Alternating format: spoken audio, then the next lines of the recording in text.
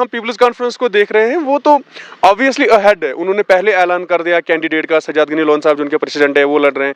पिछले 4 महीने से वो लोग जिस तरह से काम कर रहे हैं, beat social media, beat ground, वो तो वहां पे ऑलरेडी है। लेकिन नेशनल कॉन्फ्रेंस का हम इवन प्रेस नोट्स तक नहीं देख रहे हैं। उन्हीं के कलीग थे, उनके लिए तो वो बड़ी बड़ी तकरीरें करते थे असेंबली में। आपने भी देखी होंगी वो तकरीरें, कैसे डिफेंड करते थे वो बीजेपी को। असेंबली लाल सिंह थे वो फॉरेस्ट मिनिस्टर से। This is a change that he brought. Why did Sajad साहब not object to it? ये बताएं कि अगर नासिर लोन साहब को कल बोला जा रहा है कि आप पार्लियामेंट लड़ लीजिए, आप लड़ लीजिए। साउथ में जब हम देख रहे हैं वहाँ पुंछ रजौरी है and we have seen it कि पुंछ रजौरी में ऐसे नेशनल कॉन्फ्रेंस तो उस लेवल पे है नहीं, पर्टिकुलरली अगर हम शोपियां की बात करें, क्योंकि और जो सीटें ऑलरेडी हमारे पास हैं, तो हम बस ये दावा कर रहे हैं कि 3 सीटें कश्मीर की हमने पिछली बार जीती हैं and we are confident that we will win back those 3 seats. अस्सलाम वालेकुम नाज़रीन, मैं हूं इरफान लोन, कुपवारा टाइम्स में आपका खैर मकदम है। इलेक्शंस जो है वो तो अब होने ही वाले हैं, 1-1.5 महीना बचा हुआ है। लेकिन इसके चलते जो हम फिलहाल इस टाइप से देख रहे हैं कि नेशनल कॉन्फ्रेंस जो बार बार ये दावा कर रही है कि वो यहाँ से जो है मेजॉरिटी सीट्स जीतेंगी। इलेक्शंस नज़दीक हैं लेकिन आज तक भी उन्होंने अपने कैंडिडेट्स अनाउंस नहीं किए। नॉर्थ कश्मीर जो है वो इस वक्त हॉट टॉपिक बना हुआ है बिकॉज ऑफ पीपल्स कॉन्फ्रेंस के उन्होंने अनाउंस भी कर लिया, वो ग्राउंड पे भी है। और मेरे साथ इस वक्त मौजूद है नासिर लोन साहब जो DDC मेंबर भी है और साथ में ये मीडिया पैनलिस्ट भी है। पहले तो सर आपका बहुत बहुत खैर मकदम है। Thank you so much. अच्छा, मैं यहीं से शुरू कर लूंगा नेशनल कॉन्फ्रेंस के बारे में। आपने किसी को इंटरव्यू दिया था, आपने उनको भी बताया था कि हम लोग तैयारी में हैं, कर रहे हैं, लेकिन इलेक्शंस को 1-1.5 महीना ही बचा है। फिलहाल कंफ्यूजन इतना है कि कौन कैंडिडेट हो सकते हैं वो तक भी ऐलान नहीं हुआ। देखिए, नेशनल कॉन्फ्रेंस एक बहुत बड़ी तंजीम है और चूँकि हमारी एक प्रॉपर हायरार्की है, एक प्रॉपर सिस्टम है, डिसिप्लिन है, तो और चूँकि आपको मालूम है कि हम जो इंडिया अलाइंस है, पूरे मुल्क में जो एक इंडिया अलाइंस है ऑपोजिशन पार्टीज़ का, हम उसका भी हिस्सा है। तो इन सब चीज़ों को चलते हुए काफ़ी डेलिब्रेशंस करनी है, डिस्कशंस करने हैं कि कौन कौन सी सीटों पे लड़ा जाएगा, कहाँ कहाँ से लड़ा जाएगा। उसके बाद जैसे एक मीटिंग ऑलरेडी हो चुकी है हमारी पार्लियामेंट्री कमेटी की, उसमें डिस्कशंस हुए हैं और सेकेंड राउंड ऑफ डिस्कशंस जो है होने वाले हैं। आई थिंक मुझे लगता है 12 या 13 तारीख को जो है फिर से हमारी जो है पार्टी की मीटिंग होने वाली है और उसमें डिसाइड होगा कि कौन कौन से कैंडिडेट से हैं, किस किस सीट से लड़ेंगे। लेकिन जो आप इंडिया अलायंस की बात की, ऐसा तो बज़ाहिर लग ही रहा है और पहले भी फारूक साहब ने, उमर साहब ने कहा कि हम लोग तो सोलो जाएंगे, PDP को तो बाहर निकाल रहे हैं, तो फिर उसमें इंडिया अलायंस बचा ही कहाँ? नहीं, सोलो जाने की बात नहीं है। देखिए इरफान साहब, जहाँ तक कि कश्मीर की 3 सीटों का सवाल है, ये अलायंस बना गया है। जो सीटें हमारे पास नहीं है उनको कैसे जीता जाए, मिलके कैसे लड़ा जाए, और जो सीटें ऑलरेडी हमारे पास हैं, तो हम बस ये दावा कर रहे हैं कि 3 सीटें कश्मीर की हमने पिछली बार जीती हैं and we are confident that we will win back those 3 seats. South में जब हम देख रहे हैं वहाँ पुंछ रजौरी है and we have seen it कि पुंछ रजौरी में ऐसे नेशनल कॉन्फ्रेंस तो उस लेवल पे है नहीं, पर्टिकुलरली अगर हम शोपियां की बात करें, क्योंकि पिछली बार पुलवामा भी था साउथ के साथ, वो काट दिया गया है। और अब जो है अनंतनाग और शोपियां और कुलगाम जो है वहाँ पे तो PDP का अपना एक बेस तो है ही, ऑब्वियस बात है। पुंछ रजौरी में नेशनल कॉन्फ्रेंस PDP उस लेवल पे नहीं है, वी हैव सीन इट। मुझे लगता है कि नेशनल कॉन्फ्रेंस वाहिद जमात है जम्मू कश्मीर में जो लोलाब से लेके लखनपुर तक है। तो मुझे लगता है कि अगर किसी की सबसे बड़ी दावेदारी है या स्टेक्स हैं जम्मू कश्मीर की, अगर मैं बात करूं, इनफैक्ट मैं लद्दाख को भी ऐड करूंगा उसमें। रिसेंटली जो कारगिल में इलेक्शंस हुए वहां आपने हमारी परफॉर्मेंस देखी, तो मुझे लगता है कि सबसे ज़्यादा स्टेक्स हमारे हैं और सबसे ज़्यादा अगर मैं प्रेजेंस बोलूँ आपको पैन J&K, वो नेशनल कॉन्फ्रेंस की ही है। बिल्कुल आप जो कह रहे हैं सही बात है, इस बार ड्यू टू डिलिमिटेशन जो है सिनेरियो चेंज हो गया है, लेकिन उस सिनेरियो में भी जब आप पुंछ राजौरी की बात करते हैं, we are very confident, we are very strong there और हमारे पास बहुत स्ट्रॉन्ग कैंडिडेट्स हैं जो अभी अंडर कंसिडरेशन है फ्रॉम साउथ सीट, और मुझे लगता है कि उससे बेहतर चांस जो है ऑपोजिशन को है, किसी के पास नहीं है। तो आपको वाकई में लग रहा है कि नेशनल कॉन्फ्रेंस जो इस लेवल पे आ गया, हम नॉर्थ की बात कर रहे हैं यहाँ पे, तो I don't know how you would react to it, but जहाँ पे हम पीपल्स कॉन्फ्रेंस को देख रहे हैं वो तो ऑब्वियसली अहेड है। उन्होंने पहले ऐलान कर दिया कैंडिडेट का, सजाद गनी लोन साहब जो उनके प्रेसिडेंट है वो लड़ रहे हैं। पिछले 4 महीने से वो लोग जिस तरह से काम कर रहे हैं, beat social media, beat ground, वो तो वहाँ पे ऑलरेडी है। लेकिन नेशनल कॉन्फ्रेंस का हम इवन प्रेस नोट्स तक नहीं देख रहे हैं। देखिए, मतलब मैं दूसरी पार्टी के बारे में तो बात नहीं कर सकता। What they are doing, it's their party, their wish, it is their way of working. जहाँ तक मैं नेशनल कॉन्फ्रेंस की बात करूँ, मैं बिल्कुल इस बात से इत्तेफाक नहीं रखता कि हम लोग जो है एक्टिव नहीं है। मैं अगर पिछले 2, 3, 4, 5 सालों की बात करूँ मैं, नेशनल कॉन्फ्रेंस वाहिद जमात है जो कंसिस्टेंटली लोगों के बीच में रही है। हमारे लीडर्स देख लीजिए आप, जो एक्स मिनिस्टर्स हैं, एक्स लेजिस्लेटर्स हैं, जिनकी सिक्योरिटी विड्रॉ कर दी गई, पहले तो नज़रबंद रखे गए 1-1 साल तक, उसके बाद उनकी सिक्योरिटी विड्रॉ की गई, उसके बावजूद वो लोग लोगों के बीच में ही रहे। यहाँ आप देखिए कुपवारा में जितने बड़े बड़े लीडर हैं वो तो गायब हो गए थे। वाहिद नेशनल कॉन्फ्रेंस के लीडर्स हैं जो कंसिस्टेंटली जो है लोगों के बीच में रहे हैं। तो हो सकता है दूसरी जमात को ये लगता होगा कि वो अब तक गायब थे, अब उनको ज़्यादा मेहनत करने की ज़रूरत है, इसलिए वो लोग एक्टिव हो गए। I think we have consistently been in touch with our people and we are ready the moment. देखिए इलेक्शन कैंपेन की जहाँ तक बात है, the moment our candidates are decided we will start our election campaign. But वही तो सवाल है इस वक्त नेशनल कॉन्फ्रेंस। ये 1.5 महीना बचा है, फिर कब शुरू होगा? नहीं, देखिए नेशनल कॉन्फ्रेंस एक बहुत बड़ी जमात है। इनफैक्ट मतलब मुझे लास्ट टाइम किसी ने पूछा इंटरव्यू में कि नहीं जी नेशनल कॉन्फ्रेंस क्यों नहीं डिसाइड कर पा रही है कि आपके पास कैंडिडेट नहीं है। ये एक्चुअली इसका उल्टा है, हमारे पास इतने ज्यादा कैंडिडेट्स हैं कि it will take some time for us. Confusion का भी तो शिकार हो रहे हैं ना, क्योंकि मैं आपको इसलिए इसका एग्जांपल ये दे रहा हूँ कि कल हम लाइव थे एंड हम लोग कमेंट्स ले रहे थे। There I saw something like कि जो लोलाब कल हम लाइव थे ना, तो उसमें कमेंट्स ले रहे थे हम लोगों के। वहाँ तो मैक्सिमम जो अगर कोई नेशनल कॉन्फ्रेंस के साथ वाबस्ता है बंदा, वो अगर लोलाब से तो वो कह रहे हैं नहीं कैसर साहब होंगे, त्रेहगाम से वो कह रहे हैं मीर सैफला साहब होंगे, हंदवाड़ा से वो कह रहे हैं चौधरी साहब होंगे, कोई और है वो कह रहे हैं आगर उल्ला साहब होंगे। तो कंफ्यूजन भी तो है ना। और वर्कर्स जो है वो इस उम्मीद के साथ है कि उनके इस कैंडिडेट को दिया जाएगा, क्योंकि ये भी जो है फिर एक ब्रेक डाउन वो हो जाता है कि जो कंफ्यूजन होता है लोगों में। ये कंफ्यूजन नहीं है, ये एस्पिरेशन है। देखिए अगर लोलाब का वर्कर है वो चाहेगा कि कैसर साहब को मिले, कुपवारा का चाहेगा कि वो मीर साहब को मिले, हंदवाड़ा का चाहेगा कि चौधरी साहब को मिले, वैसे ही बड़गाम या बीरवा का होगा वो चाहेगा कि आगर उल्ला साहब को मिले। तो इसमें ऐसा नहीं है कि कंफ्यूजन है, ये एस्पिरेशन है और जो जिसका हर किसी को राइट है। लेकिन मैं वही बात आपसे कह रहा हूँ कि जो हमारी पार्लियामेंट्री बोर्ड है या वर्किंग कमेटी है वो बैठेगी, डिलिब्रेट करेगी, डिस्कस करेगी कि कौन सा कैंडिडेट जो है बेस्ट सूटेड है और उसी हिसाब से डिसीजन लेगी। बट पीपल्स कॉन्फ्रेंस का आपको नहीं लग रहा है कि इस वक्त पहली बार है? क्योंकि मैं विदाउट एनी बायस ये बोल रहा हूँ, जो मैं ग्राउंड पे उनको देखा ना, जिस तरह से उनका सोशल मीडिया कैंपेनिंग है, जिस तरह से वो ग्राउंड पे मिल रहे हैं लोगों के साथ, और लोलाब में जिस तरह से उन्होंने एंट्री मारी है, वो आप लोगों के लिए खतरे की घंटी नहीं लग रही है? देखिए मेरे हिसाब से कोई इलेक्शन आसान नहीं होता, हर एक इलेक्शन जो होता है वो मुश्किल होता है। Again because I can not talk about any other party. अच्छी बात है वो लोग अगर मेहनत कर रहे हैं, उनको लग रहा है कि मेहनत की बहुत ज़्यादा ज़रूरत है, वो लोग कर रहे हैं। हम लोग जब मैदान में आएंगे तो आप देखेंगे कि उनकी क्या हालत हो जाएगी। नहीं मैं सीरियसली ये बोल रहा हूँ, बिकॉज लोलाब में वो इतने स्ट्रांग नहीं थे इससे पहले, पिछले इलेक्शन अभी भी नहीं, ऐसा तो नहीं लग रहा है ना? अभी भी नहीं है, आप देखिएगा वी हैव सीन इट। मुझे तो ये लग रहा है कि जिस तरह से उन्होंने जो खासतौर से हक साहब के करीबी लोग थे वो तो सब उनके साथ आ गए हैं। जो आपको शायद नजर होती कि एनसी के साथ वो लोग आ जाएंगे, वहां से शिफ्ट करके पीसी में चले गए। अभी आपको भी बहुत सरप्राइजेस मिलेंगे once we start our election campaign and once our candidate is decided. तो आपको भी बहुत सारे सरप्राइजेस मिलेंगे। और माहौल अभी तो शुरुआत हुई है, अभी तो माहौल बहुत गर्म होना है। What do you expect? क्योंकि इतना तो होता ही होगा कि पार्टी में कि अगर इनफॉर्मल लेवल पे कभी बात होती है तो क्या आप लोग भी ये कर रहे हैं कि नहीं कुपवाड़ा से होना चाहिए या कहीं से होना चाहिए?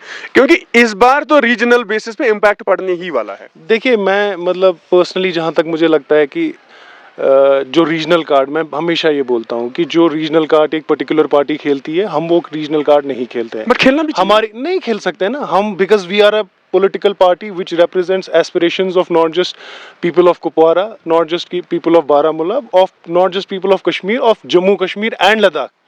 We are the only political party which represents aspirations of people of both these UTs, Jammu Kashmir भी और लद्दाख भी। और हमारे डिसीजन जो है, हमारी स्ट्रैटेजी जो है, हमारी वो उन सारी एस्पिरेशंस को ध्यान में Kupwara was neglected. I don't think so, I disagree. But आप एक चीज बताएं ना। नहीं मैं इसलिए ये पूछ रहा हूँ ना, आप देख लीजिए जब मुफ्ती मोहम्मद सईद साहब की गवर्नमेंट आ गई, अनंतनाग को हमने देखा कि किस लेवल पे लिया गया, चाहे वो एम्स हूँ, वो जीएमसीज हूँ, वो इस्लामिक यूनिवर्सिटी अवंतीपुरा हूँ, वो बीट एनीथिंग। श्रीनगर में तो ऑब्वियसली पहले से ही सब कुछ चल रहा था। नॉर्थ में क्या ऐसी चीजें जहाँ पे हम लग रहे थे इस लेवल पे हम लोग आ गए, नहीं आए थे? मैं आपको इसका जवाब देता हूँ। देखिए कुपवारा की अगर मैं बिलखसूस बात करूं, यहाँ पे जो भी बड़े इदारे हैं वो नेशनल कॉन्फ्रेंस नहीं लाए हैं, लेकिन बदकिस्मती से पिछले कई इलेक्शंस में जो है हमें उस तरह की, हमारी पार्टी को उस तरह की रिप्रेजेंटेशन नहीं मिली है कुपवारा डिस्ट्रिक्ट से। इनफैक्ट लास्ट आप असेंबली इलेक्शंस की बात करें, हमारा जो है कोई एमएलए नहीं था डिस्ट्रिक्ट कुपवारा से। तो वो एक रीज़न रहा है कि जब आपका जो है डिस्ट्रिक्ट आपको वो पॉलिटिकल रिप्रेजेंटेशन नहीं दे रहा है तो आप आगे जाके कैसे जो है वो चीज़ लाएंगे।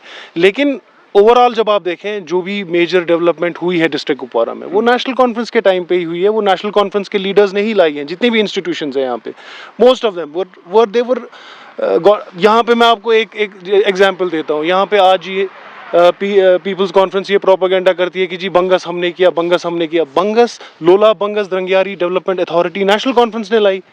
यहाँ पे जो शुरुआत हुई, जितने भी टूरिस्ट के हट्स बने, वो नेशनल कॉन्फ्रेंस ने लाए।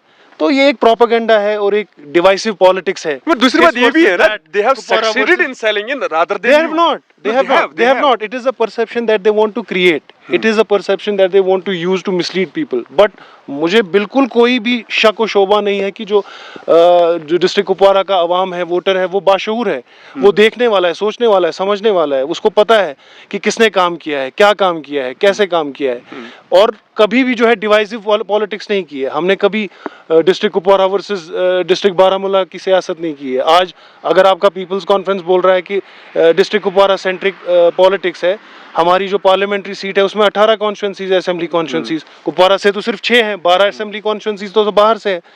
तो डज दैट मीन कि they are going to neglect people and voters of these 12 assembly segments?